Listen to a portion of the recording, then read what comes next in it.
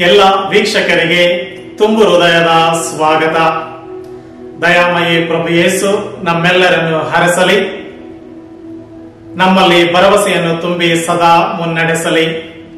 ಭರವಸೆಯ ನಕ್ಷತ್ರವಾದ ತಾಯಿ ಮರಿಗಳು ನಮ್ಮ ಜೊತೆಗಿರಲಿ ಹಾಗೂ ಸಂತರ ಸಹಾಯ, ಅವರ ಆದರ್ಶತೆ ನಮ್ಮೆಲ್ಲರನ್ನು ಬಲಪಡಿಸಲಿ. ಈ ಚಿಕ್ಕ ನಮನಗಳೊಂದಿಗೆ ನಾನು ತಮಗೆಲ್ಲರಿಗೂ ತಿಳಿಯಪಡಿಸುವುದು ಏನೆಂದರೆ, ಬೆಂಗಳೂರು ಮಹಾಧರ್ಮ ಕ್ಷೇತ್ರದ ಬೈಬಲ್ ಆಯೋಗವು ಸಾಧಾರಣ ಜೂಬಿಲಿ 2025 ಆಚರಿಸಲು ಮತ್ತು ಇದು ನಮ್ಮೆಲ್ಲರಿಗೂ ಆಧ್ಯಾತ್ಮಿಕವಾಗಿ ಪೂರಕವಾಗಿರಲೆಂದು ಬೈಬಲ್ ಜೊತೆ ಭರವಸೆಯ ಯಾತ್ರೆ ಎಂಬ ಚಟುವಟಿಕೆಯನ್ನ ಪ್ರಸ್ತುತ ಪಡಿಸುತ್ತಾ ಇದೆ. ನಮಗೆಲ್ಲರಿಗೂ ತಿಳಿದಂತೆ 9ನೇ ತಾರೀಕು ಮೇ ತಿಂಗಳು 2024 ವಿಶ್ವಗುರು ಫ್ರಾನ್ಸಿಸ್ ಅವರು ಬುಲ್ ಆಫ್ ಇಂಡಿಕ್ಷನ್ ಎಂಬ ಪ್ರತಿಷ್ಠಾಪನೆಯ ಮುನ್ನುಡಿಯ ಪತ್ರದೊಂದಿಗೆ 2025 ಜೂಬಿಲಿ ವರ್ಷವೆಂದು ಘೋಷಿಸಿದ್ದಾರೆ. ಇದನ್ನು ಒಂದು ಭರವಸೆಯ ಯಾತ್ರಿಕರು ಎಂಬ ಆದರ್ಶ ಸೂತ್ರದೊಂದಿಗೆ ಘೋಷಿಸಿದ್ದಾರೆ. ಇದನ್ನು ನಾವು ಪಡೆಯುವುದು ಸಂತ ಪೌಲರು ರೋಮನರಿಗೆ ಬರೆದ ಪತ್ರ 5ನೇ ಅಧ್ಯಾಯ 5ನೇ ವಾಕ್ಯದಿಂದ. ವಿಶ್ವಗುರು ಫ್ರಾನ್ಸಿಸ್ ರವರು ನಮಗೆ ತಿಳಿಸಿದಂತೆ ಅಥವಾ ಆದೇಶಿಸಿದಂತೆ ಅವರು ನೀಡಿದ ಪ್ರತಿಷ್ಠಾಪನೆಯ ಮುನ್ನುಡಿಯ ಪತ್ರವು ಲತೀನ್ ಭಾಷೆಯಲ್ಲಿ ಸ್ಪೆಸ್ ನಾನ್ ಕಾನ್ಫುಂದಿತ್ ಎಂಬ ಪದಗಳೊಂದಿಗೆ ಪ್ರಾರಂಭವಾಗುತ್ತದೆ. ಇದನ್ನೇ ರೋಮನವರಿಗೆ ಬರೆದ ಪತ್ರ 5ನೇ ಅಧ್ಯಾಯ 5ನೇ ವಾಕ್ಯ, ಭರವಸೆ ನಮ್ಮನ್ನು ಎಂದಿಗೂ ಆಶಾಭಂಗಗೊಳಿಸುವುದಿಲ್ಲ ಎಂಬ ಅರ್ಥ ಮತ್ತು ವಾಕ್ಯ ಪದಗಳೊಂದಿಗೆ ಪ್ರಾರಂಭವಾಗುತ್ತದೆ. ಕನ್ನಡದ ಈ ಅನುವಾದದೊಂದಿಗೆ ಅದೇ ರೀತಿ ವಿಶ್ವಗುರುಗಳು ನಮಗೆ ನೀಡಿದ ಮಾರ್ಗದರ್ಶನದಂತೆ ನಮಗೆ ದೊರಕಿದಂತಹ ವಿಷಯ ಭರವಸೆಯ ಯಾತ್ರಿಕರು ಅಥವಾ ಸೂತ್ರ ಅಥವಾ ಮಾರ್ಗದರ್ಶನ ಭರವಸೆಯ ಯಾತ್ರಿಕರು ಎಂಬ ಸೂಕ್ತಿ ಧ್ಯೇಯದೊಂದಿಗೆ ನಾವು ಈ 2025 ಸಾಧಾರಣ ಜೂಬಿಲಿಯನ್ನ ವಿಜೃಂಭಣೆಯಿಂದ ಆಚರಿಸಲು ಪ್ರಾರಂಭಿಸಿದ್ದೇವೆ. ಇದು 1300 ಇಸ್ವಿಯಲ್ಲಿ ಅಂದಿನ ಧರ್ಮಸಭೆಯ ವಾಡಿಕೆಯಂತೆ ಪ್ರತಿ 25 ವರ್ಷವನ್ನ ಸಾಧಾರಣ ಜೂಬಿಲಿ ಎಂದು ಘೋಷಿಸಲಾಗಿತ್ತು. ಈ ಒಂದು ವಾಡಿಕೆಯಂತೆ ಪ್ರತಿ 25 ವರ್ಷಕ್ಕೊಮ್ಮೆ ಯೇಸುವಿನ ಜನನದ ವಿಷಯವನ್ನ ಮತ್ತು ಆ ಒಂದು ಪ್ರಕಟಣೆಯನ್ನ, ನಿಜ ಸಂಗತಿಯನ್ನ ಧರ್ಮಸಭೆಯು ಆಚರಿಸುತ್ತದೆ. ಕಥೋಲಿಕ ಧರ್ಮಸಭೆಯಲ್ಲಿ ಪ್ರತಿ 25 ವರ್ಷಕ್ಕೊಮ್ಮೆ ಯೇಸುವಿನ ಮಹಿಮಾ ರಹಸ್ಯಗಳಲ್ಲಿ ಒಂದನ್ನ ಪ್ರಮುಖವಾಗಿ ತೆಗೆದುಕೊಂಡು ಅದನ್ನು ಧ್ಯಾನಿಸಿ ಅದರ ಮೇರೆಗೆ ನಮ್ಮ ಆಧ್ಯಾತ್ಮಿಕ ಜೀವನದಲ್ಲಿ ಪ್ರವರ್ತತೆಯನ್ನ ಕಂಡುಕೊಳ್ಳಲು ಇಡೀ ಧರ್ಮಸಭೆಯು ಎಲ್ಲಾ ಕ್ರೈಸ್ತ ಭಕ್ತ ವಿಶ್ವಾಸಿಗಳಿಗೆ ಆಮಂತ್ರಣವನ್ನು ನೀಡುತ್ತದೆ. ಇದೇ ರೀತಿ ಡಿಸೆಂಬರ್ ತಿಂಗಳು 25 2024 ವಿಶ್ವಗುರು ಪವಿತ್ರ ತಂದೆ ಫ್ರಾನ್ಸಿಸ್ ರವರು ಈ ಒಂದು ಸಾಧಾರಣ ಜೂಬಿಲಿಯನ್ನ ಘೋಷಿಸಿದರು. ಅದೇ ರೀತಿ ನಮ್ಮ ಮಹಾಧರ್ಮ ಕ್ಷೇತ್ರದಲ್ಲಿ ಡಿಸೆಂಬರ್ ತಿಂಗಳ 29 2024 ಈ ಒಂದು ಜೂಬಿಲಿ ವರ್ಷವನ್ನ ಪ್ರಾರಂಭಿಸಲಾಯಿತು. ಈ ಒಂದು ಜೂಬಿಲಿ ವರ್ಷದ ಪ್ರಯುಕ್ತವಾಗಿ ಬೆಂಗಳೂರು ಮಹಾಧರ್ಮ ಕ್ಷೇತ್ರದ ಬೈಬಲ್ ಆಯೋಗವು ಈ ಒಂದು ಚಟುವಟಿಕೆಯನ್ನು ಪ್ರಾರಂಭಿಸಲು ಇನ್ನೊಂದು ಕಾರಣವಿದೆ.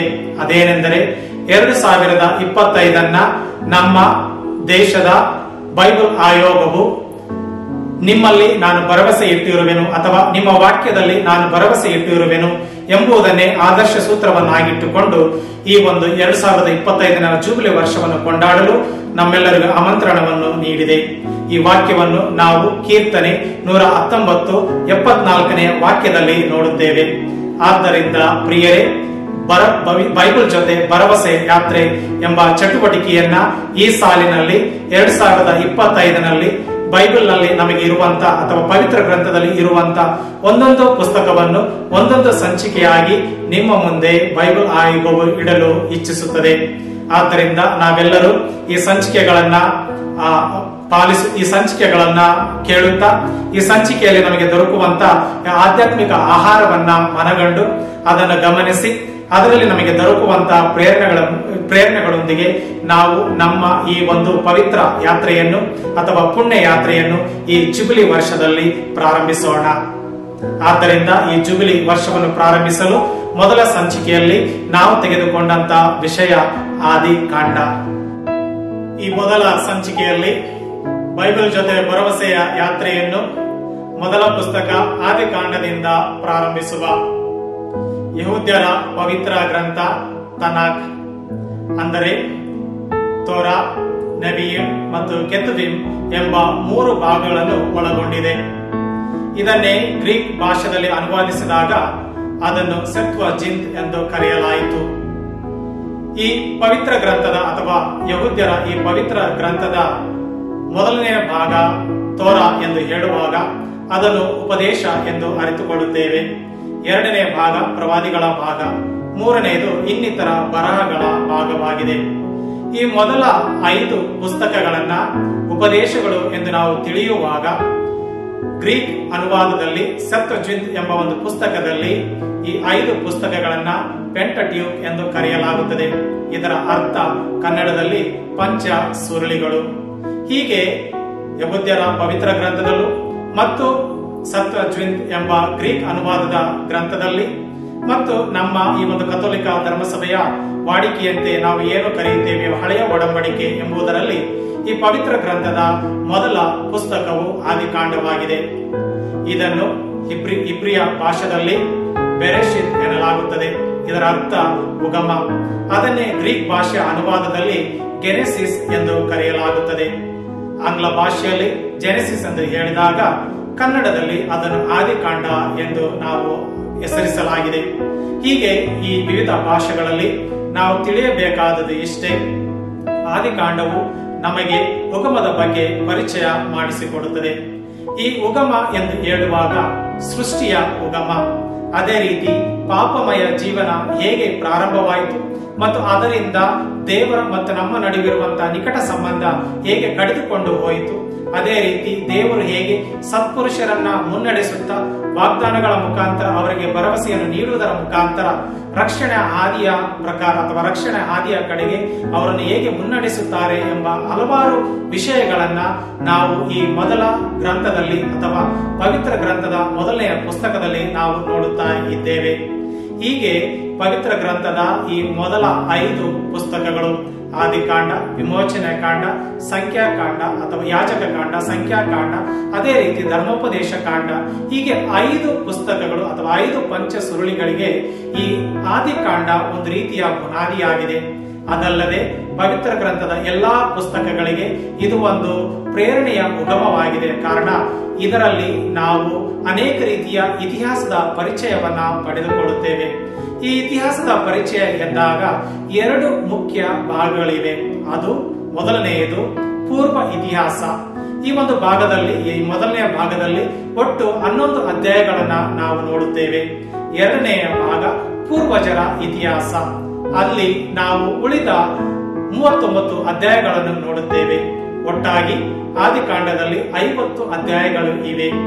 ಹೀಗೆ ನಾವು ಮೊದಲನೆಯ ಭಾಗದಲ್ಲಿಯೂ ಎರಡನೆಯ ಭಾಗದಲ್ಲಿಯೂ ನೋಡುವಾಗ ಮೊದಲನೆಯ ಭಾಗದಲ್ಲಿ ಕೆಲವೊಂದು ಪ್ರಮುಖ ವಿಷಯಗಳು ಯಾವುವೆಂದರೆ ಸೃಷ್ಟಿಯ ಮೂಲ, ಮಾನವನ ಜನನ, ಅದೇ ರೀತಿ ಪಾಪಕ್ಕೆ ಕಾರಣ, ತದನಂತರ ದೇವರಿಂದ ದೊರೆತಂತ ರಕ್ಷಣೆ, ಹೀಗೆ ಆದಾಮನ ಸಂತತಿಯ ಪ್ರವರ್ಧನೆ ಅಥವಾ ಬೆಳವಣಿಗೆ, ತದನಂತರ ಹೇಗೆ ನೋವನ ಮುಖಾಂತರ ದೇವರು ಪುನಶ್ಚೇತನವನ್ನ ಈ ಸೃಷ್ಟಿಗೆ ದಯಪಾಲಿಸುತ್ತಾರೆ ಎಂಬುದನ್ನು, ಅದೇ ರೀತಿ ನಾವು ನೋಡುವಾಗ ಹೇಗೆ ನೋವನೊಂದಿಗೆ ಅಬ್ರಹಾಮನಿಗೆ ಹೇಗೆ ಸಂಕಲ್ಪವನ್ನು ದೊರಕಿಸಿಕೊಡುತ್ತಾರೆ ಎಂಬ ವಿಷಯಗಳನ್ನ ಈ ಆದಿಕಾಂಡದಲ್ಲಿ ನಾವು ಮೊದಲನೇ ಭಾಗದಲ್ಲಿ ನೋಡುತ್ತೇವೆ.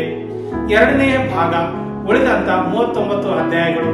ಇದರಲ್ಲಿ ಪ್ರಮುಖವಾಗಿ 12ನೇ ಅಧ್ಯಾಯದಿಂದ 24ನೇ ಅಧ್ಯಾಯದವರೆಗೆ ನಾವು ನೋಡುವುದು ಏನೆಂದರೆ ಅಬ್ರಹಾಮನ ಚರಿತ್ರೆ. ತದನಂತರ 25ನೇ ಅಧ್ಯಾಯದಿಂದ 36ನೇ ಅಧ್ಯಾಯದವರೆಗೆ ನಾವು ಇಸಾಕನ ಮತ್ತು ಯಾಕೋಬನ ಚರಿತ್ರೆಯ ಒಂದು ಕಾಲವನ್ನು ನೋಡುತ್ತೇವೆ.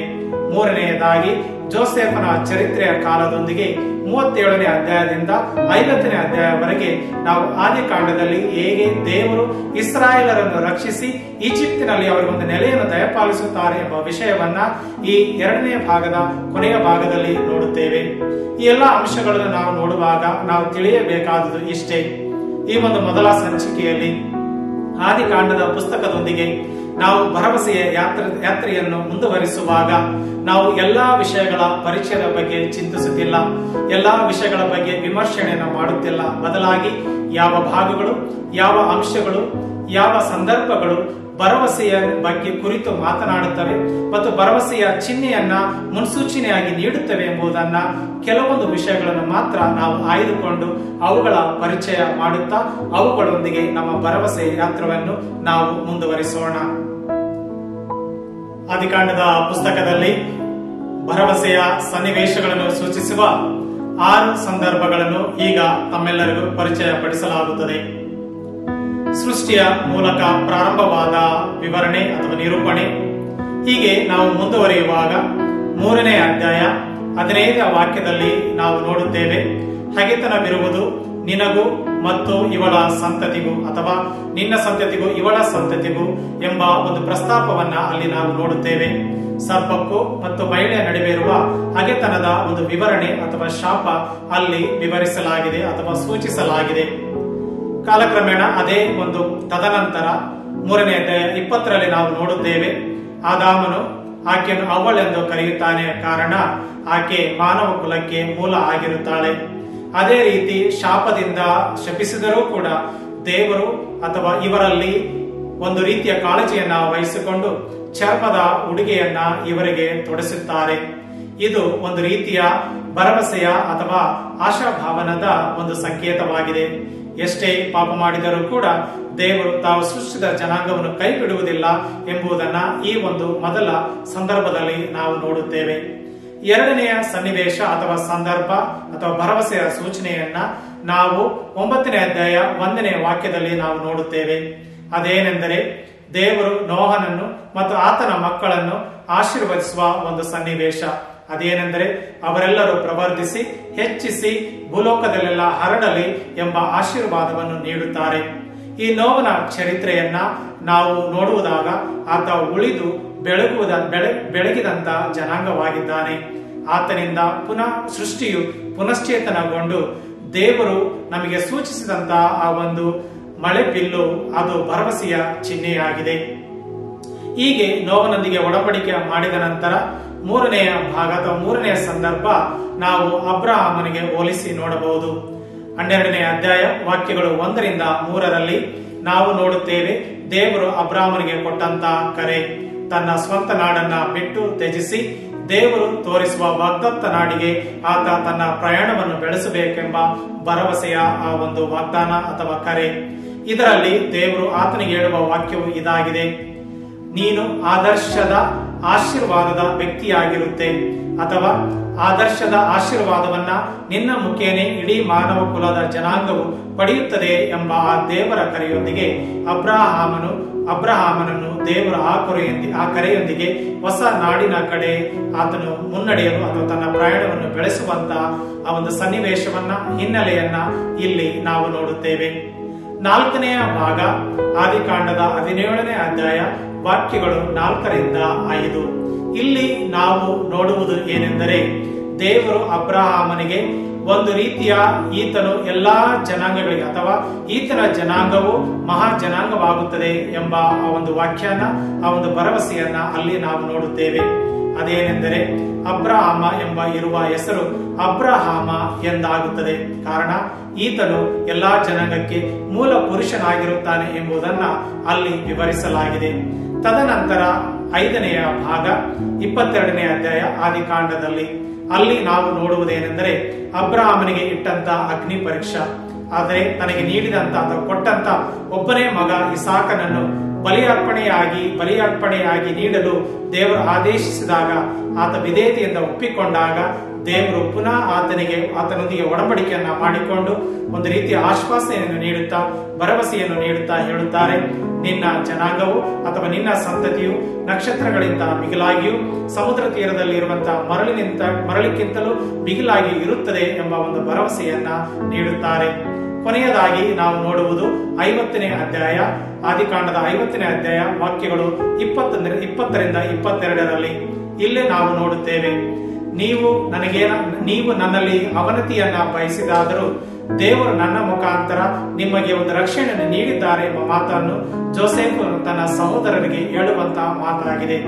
ಆದರೆ ಇಲ್ಲಿ ನಾವು ನೋಡುವುದೇನೆಂದರೆ, ದೈವ ಸಂಕಲ್ಪದಲ್ಲಿ, ದೈವ ಇಚ್ಛೆಯಲ್ಲಿ ಹೇಗೆ ಜೋಸೆಫನ ಭರವಸೆಯನ್ನು ತೋರ್ಪಡಿಸುತ್ತಾನೋ ಅದೇ ರೀತಿ ನಾವು ಕೂಡ ನಮ್ಮಲ್ಲಿ ಏನೇ ಆದರೂ ಕೂಡ ಆ ಭರವಸೆಯ ಒಂದು ಚಿಹ್ನೆಯನ್ನ ಕಂಡುಕೊಳ್ಬೇಕು ಮತ್ತು ಅದರ ಅರಿವು ನಮ್ಮದಾಗಬೇಕು ಎಂಬುದನ್ನ ಈ ಒಂದು ಅಧ್ಯಾಯದ ಭಾಗದಲ್ಲಿ ನಾವು ನೋಡುತ್ತೇವೆ. ಈ ಎಲ್ಲ 6 ಸನ್ನಿವೇಶಗಳಲ್ಲಿ ನಾವು ನೋಡುವುದು ಏನೆಂದರೆ, ಭರವಸೆಯ ಸಂದರ್ಭಗಳನ್ನ ನಾವು ವಿಶ್ಲೇಷಿಸಿ ಅರ್ಥ ಮಾಡಿಕೊಳ್ಳಬಹುದು. ಆದರೆ ಭರವಸೆ ಎಂಬ ಪದ ಇಲ್ಲಿ ನೇರವಾಗಿ ಬಳಕೆಯಾಗಿಲ್ಲ. ಪ್ರಿಯರೇ, ಆದಿಕಾಂಡದ ಪುಸ್ತಕ 2 ಪ್ರಮುಖ ಭಾಗಗಳಲ್ಲಿ ಭರವಸೆಯ ಪದಗಳ ನೇರ ಬಳಕೆಯನ್ನ ನಾವು ನೋಡುತ್ತೇವೆ. ಇದರ ಪರಿಚಯವನ್ನ ಹಿಬ್ರಿಯ ಪದಗಳೊಂದಿಗೂ ಅದೇ ರೀತಿ ಗ್ರೀಕ್ ಭಾಷೆಯ ಪದಗಳೊಂದಿಗೆ ಪರಿಚಯ ಮಾಡಿಕೊಳ್ಳೋಣ.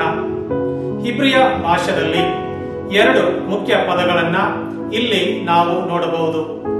8ನೇ ಅಧ್ಯಾಯ 12ನೇ ವಾಕ್ಯದಲ್ಲಿ ನಾವು ನೋಡುವ ಹಿಬ್ರಿಯ ಪದ ಕಾವ.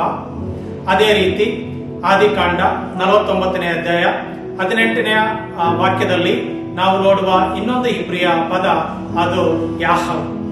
ಈ 2 ಪದಗಳ ಅರ್ಥವನ್ನು ಗ್ರೀಕ್ ಭಾಷೆಯಲ್ಲಿ ಎಲ್ಪಿಸ್ ಎಂಬ ಪದದೊಂದಿಗೆ ಅಥವಾ ಪಿಸ್ತಿಸ್ ಎಂಬ ಪದದೊಂದಿಗೆ ಅನುವಾದ ಮಾಡುವ ವಾಡಿಕೆಯನ್ನ ನಾವು ಗ್ರೀಕ್ ಅನುವಾದ ಪವಿತ್ರ ಗ್ರಂಥ ಸೆಪ್ತಜಿಂತಲ್ಲಿ ನೋಡುತ್ತೇವೆ. ಈ 2 ಪದಗಳಲ್ಲಿ ಮೊದಲನೆಯದು ಅದೇನೆಂದರೆ ಕಾವ. ಇದರ ಅರ್ಥ ದೇವರ ಮಧ್ಯಸ್ಥಿಕೆಗಾಗಿ ಕಾದು ನೋಡುವುದು. ಈ 8ನೇ ಅಧ್ಯಾಯದಲ್ಲಿ ಜಲಪ್ರಳಯದ ಮುಕ್ತಾಯದ ಭಾಗದಲ್ಲಿ ಅಥವಾ ಕಾಲದಲ್ಲಿ ನೋಹನು ನೀರಿನ ಮಟ್ಟ ಇಳಿದಿದೆಯೋ ಇಲ್ಲವೋ ಎಂದು ತಿಳಿಯಲು ಮೊದಲು ಕಾಗೆಯನ್ನು ಕಳಿಸಿಕೊಡುತ್ತಾನೆ. ಕಾಗೆಯಿಂದ ತಿಳಿಯದೇ ಇದ್ದಾಗ ಪಾರಿವಾಳವನ್ನು ಕಳಿಸಿಕೊಡುತ್ತಾನೆ. ಪಾರಿವಾಳವು ಮೊದಲು ಹೋಗಿ ಕಾಲಿಡಲು ಜಾಗವಿಲ್ಲದ ಕಾರಣ ಪುನಃ ಹಿಂತಿರುಗುತ್ತದೆ. ತದನಂತರ ಇನ್ನೂ ಕಾದು 7 ದಿನಗಳ ನಂತರ ಪಾರಿವಾಳವನ್ನು ಪುನಃ ಕಳುಹಿಸಿದಾಗ ಅದು ಒಂದು ಚಿಗುರನ್ನ ತನ್ನ ಬಾಯಲ್ಲಿ ಇಟ್ಟುಕೊಂಡು ಮರಳಿ ಬರುತ್ತದೆ. ತದನಂತರ ಇನ್ನೂ 7 ದಿನಗಳಾದ ಕಾರಣ ಆ ಪಾರಿವಾಳವನ್ನು ಕಳಿಸಿ ಅದು ಬರುವಿಕೆಗಾಗಿ ಕಾದು ನೋಡುತ್ತಾ ಇರುತ್ತಾನೆ. ಈ ಪದ ಕಾದು ನೋಡುವ ಪದವನ್ನ ಹಿಬ್ರಿಯ ಭಾಷೆಯಲ್ಲಿ ಕಾವ ಎಂದು ವಿವರಿಸಲಾಗಿದೆ. ಇದು ಕಾದು ನೋಡುವುದು ಭರವಸೆಯಿಂದ ಕೂಡಿದೆ. ಈ ಪದವನ್ನ ಗ್ರೀಕ್ ಭಾಷೆಯಲ್ಲಾಗಲಿ ಅಥವಾ ಆಂಗ್ಲ ಭಾಷೆಯಲ್ಲಾಗಲಿ ಭರವಸೆ ಎಂಬ ಪದದೊಂದಿಗೆ ಅನುವಾದ ಮಾಡಿಲ್ಲ. ಆದರೆ ಹಿಬ್ರಿಯ ಭಾಷೆಯಲ್ಲಿ ಇರುವ ಆ ಒಂದು ಬೆರೆಷಿತ್ ಗ್ರಂಥದಲ್ಲಿ ಮೊದಲ ಪುಸ್ತಕದಲ್ಲಿ ನಾವು ಅಥವಾ ಆದಿಕಾಂಡ ಪುಸ್ತಕದಲ್ಲಿ ಇದನ್ನು ನಾವು ನೋಡುತ್ತೇವೆ. ಈ 2ನೆಯ ಭಾಗ ಅದು 49ನೇ ಅಧ್ಯಾಯ 18ನೇ ವಾಕ್ಯದಲ್ಲಿ ಇಲ್ಲಿ ಯಾಕೋಬನು ತನ್ನ ಮಕ್ಕಳನ್ನು ಈ ರೀತಿಯ ವಾಕ್ಯದೊಂದಿಗೆ ಅಥವಾ ಈ ರೀತಿಯ ಭರವಸೆಯ ವಾಕ್ಯದೊಂದಿಗೆ ಆಶೀರ್ವಾದವನ್ನ ನೀಡುತ್ತಾನೆ. ಅದೇನೆಂದರೆ, ಸರ್ವೇಶ್ವರ ಎದುರು ನೋಡುತ್ತಿರುವೆನು, ನಿನ್ನಿಂದ ಬರುವ ರಕ್ಷಣೆಯನ್ನು ಎಂಬ ಆ ಒಂದು ಆಶೀರ್ವಾದದ ಅಥವಾ ನೆನಪು ಮಾಡುವ ವಾಕ್ಯದೊಂದಿಗೆ ಯಾಕೋಬನು ತನ್ನ ಮಕ್ಕಳಿಗೆ ದೇವರಿಂದ ಬರುವಂತಹ ರಕ್ಷಣೆಯ ಬಗ್ಗೆ ಜ್ಞಾಪಕವನ್ನು ಮಾಡಿಸುತ್ತಾನೆ. ಇಲ್ಲಿ ರಕ್ಷಣೆ ಎಂಬ ಪದದ ನೇರ ಬಳಕೆಯಾಗಿದೆ. ಅಂದರೆ ಇಲ್ಲಿ ರಕ್ಷಣೆಗಾಗಿ ಇರುವಂತಹ ಭರವಸೆ ಎಂದು ತಿಳಿದಿರುವಾಗ ಇಲ್ಲಿ ಇಬ್ರಿಯ ಭಾಷೆಯಲ್ಲಿ ಬಳಕೆಯಾದ ಪದ ಯಾಹವ್. ಇದನ್ನೇ ನಾವು ಗ್ರೀಕ್ ಭಾಷೆಯಲ್ಲಿ ಎಲ್ಪಿಸ್ ಅಥವಾ ಪಿಸ್ತಿಸ್ ಎಂಬ ಪದದೊಂದಿಗೆ ನೋಡಬಹುದು. ಎಲ್ಪಿಸ್ ಎಂಬ ಪದವನ್ನ ನಾವು ವಿಮರ್ಶಿಸಿದಾಗ ಇಲ್ಲಿ ನೋಡುವುದು ಏನೆಂದರೆ, ಇದು ಒಂದು ಆತ್ಮವಿಶ್ವಾಸದ ಭರವಸೆ. ಪಿಸ್ತಿಸ್ ಎಂಬುದು ಸಾಧಾರಣವಾಗಿ ನಂಬಿಕೆ ಎಂದು ಅನುವಾದ ಮಾಡಲಾಗುತ್ತದೆ, ಅಥವಾ ಈ ಒಂದು ಸಂದರ್ಭದಲ್ಲಿ ಇದನ್ನ ಭರವಸೆಯ ನಂಬಿಕೆ ಎಂದು ಅಥವಾ ನಂಬಿಕೆಯ ಭರವಸೆ ಎಂದು ನಾವು ಅರ್ಥೈಸಿಕೊಳ್ಳಬಹುದು. ಈ 2 ಭಾಗಗಳಲ್ಲಿ ಪರೋಕ್ಷವಾಗಿ ಅಥವಾ ಪ್ರತ್ಯಕ್ಷವಾಗಿ ಭರವಸೆಯ ಪದದ ನೇರ ಬಳಕೆಯನ್ನ ಆದಿಕಾಂಡದಲ್ಲಿ ನಾವು ನೋಡುತ್ತಾ ಇದ್ದೇವೆ. ಈ ಒಂದು ಸನ್ನಿವೇಶಗಳ ಅಥವಾ ಈ 2 ಸಂದರ್ಭಗಳ ಮುಖಾಂತರ ಭರವಸೆಯ ಪದವನ್ನ ಹೇಗೆ ಬಳಸಲಾಗಿದೆ ಎಂದು ನಾವು ನೋಡುವಾಗ ಪ್ರಿಯರೇ, ನಾವು ತಿಳಿಯಬೇಕಾದ ಇಷ್ಟೇ, ಅವರ ಒಂದು ರಕ್ಷಣೆಗಾಗಿ ನಾವು ಕಾದು ನೋಡಬೇಕು.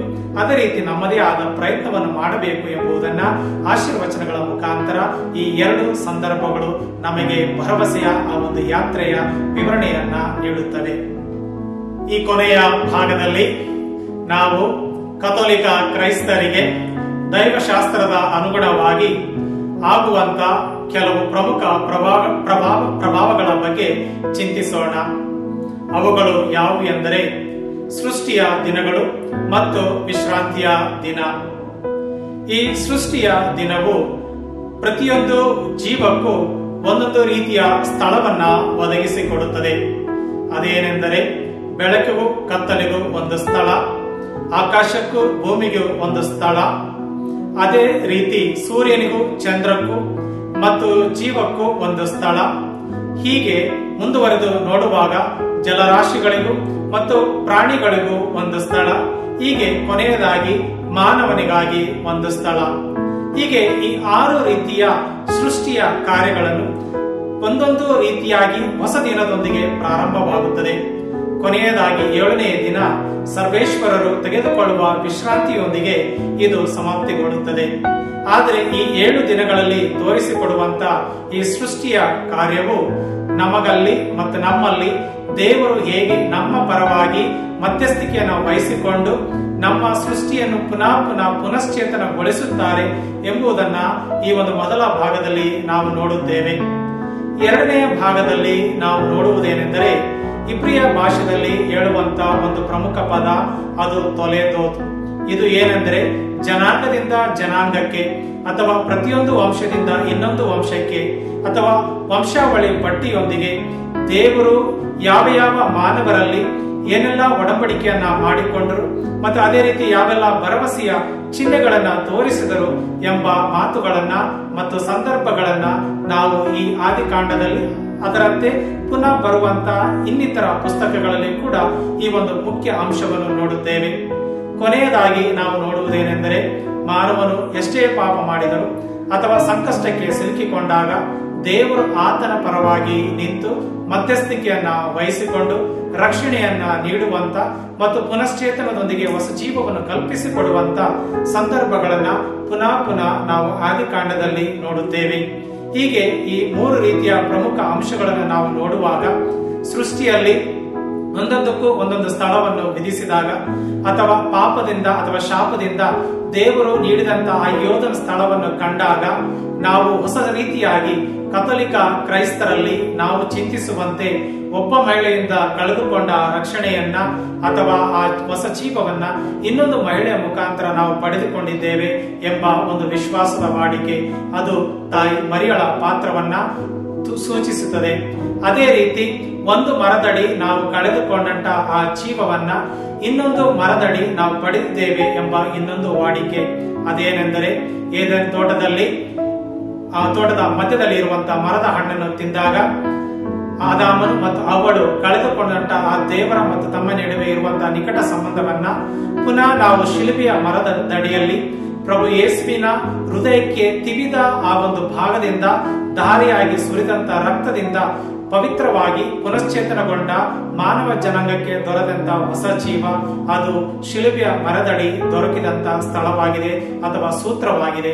ಹೀಗೆ ಕ್ರೈಸ್ತಿಯ ಒಂದು ದೈವಶಾಸ್ತ್ರದ ಅನುಗುಣವಾಗಿ ಒಂದು ಹೊಸ ರೀತಿಯಲ್ಲಿ ವಿಭಿನ್ನ ರೀತಿಯಲ್ಲಿ ನಾವು ಈ ಒಂದು ಆದಿಕಾಂಡದ ಕೆಲವು ಪ್ರೇರಣೆಗಳನ್ನ ಪಡೆಯಬಹುದು. ಹೀಗೆ ಪ್ರಿಯರೇ, ಆದಿಕಾಂಡದನ್ನ ನಾವು ವಿಮರ್ಶಿಸುವಾಗ ವಿಶ್ಲೇಷಿಸುವಾಗ ಅನೇಕ ರೀತಿಯಲ್ಲಿ ಅನೇಕ ಸಂದರ್ಭಗಳೊಂದಿಗೆ ನಾವು ಭರವಸೆಯ ಯಾತ್ರೆಯನ್ನ ಮುಂದುವರಿಸಬಹುದು. ಕೆಲವೊಂದು ಸನ್ನಿವೇಶಗಳನ್ನ ಈ ಮೊದಲ ಸಂಚಿಕೆಯಲ್ಲಿ ನಾನು ನಿಮಗೆ ಪರಿಚಯ ಪಡಿಸಿದ್ದೇನೆ ಮತ್ತು ಅದೇ ರೀತಿ ನಿಮ್ಮೊಡನೆ ಹಂಚಿಕೊಂಡಿದ್ದೇನೆ. ಹೆಚ್ಚಿನ ವಿಷಯಗಳಿಗಾಗಿ ಮಾಹಿತಿಗಳಿಗಾಗಿ ಏನಾದರೂ ಅಗತ್ಯವಿದ್ದರೆ ಈ ರೀತಿ ಅಥವಾ ಈ ಕೆಳಗೆ ತೋರಿಸಿದಂತ ಅಥವಾ ನೀಡಿದಂತ ಗುರುತಿನ ಸಂಖ್ಯೆಗೆ ಅಥವಾ ಮೊಬೈಲ್ ಸಂಖ್ಯೆಗೆ ತಾವು ಕರೆ ಮಾಡಬಹುದು ಅಥವಾ ಕೊಟ್ಟಂತ ಇಮೇಲ್ ಮುಖಾಂತರ ನೀವು ಈ ಬೈಬಲ್ ಆಯೋಗವನ್ನ ಸಂಪರ್ಕಿಸಬಹುದು. ಈ ಒಂದು ಮೊದಲ ಸಂಚಿಕೆಯಲ್ಲಿ ನಾನು ಪರಿಚಯ ಪಡಿಸಿದಂತ ಈ ಒಂದು ವಾಕ್ಯಗಳನ್ನ, ಆದಿಕಾಂಡದ ಕೆಲವು ಸನ್ನಿವೇಶಗಳನ್ನ, ಸಂದರ್ಭಗಳನ್ನ ಆಸಕ್ತಿಯಿಂದ ಆಲಿಸಿದ್ದಕ್ಕಾಗಿ ತಮಗೆಲ್ಲರಿಗೂ ನನ್ನ ತುಂಬು ಹೃದಯದ ಧನ್ಯವಾದಗಳು. ದೇವರು ನಿಮ್ಮೆಲ್ಲರನ್ನು ಆಶೀರ್ವದಿಸಲಿ. ಈ ಭರವಸೆ ಯಾತ್ರೆಯು ಒಳ್ಳೆಯ ರೀತಿಯಲ್ಲಿ ಉತ್ತಮವಾಗಿ ಮುಂದುವರಿಯಲೆಂದು ನಾನು ಆಶಿಸುತ್ತಾ ತಮ್ಮೆಲ್ಲರಿಗಾಗಿ ಪ್ರಾರ್ಥಿಸುತ್ತೇನೆ. ಆಮೇನ್.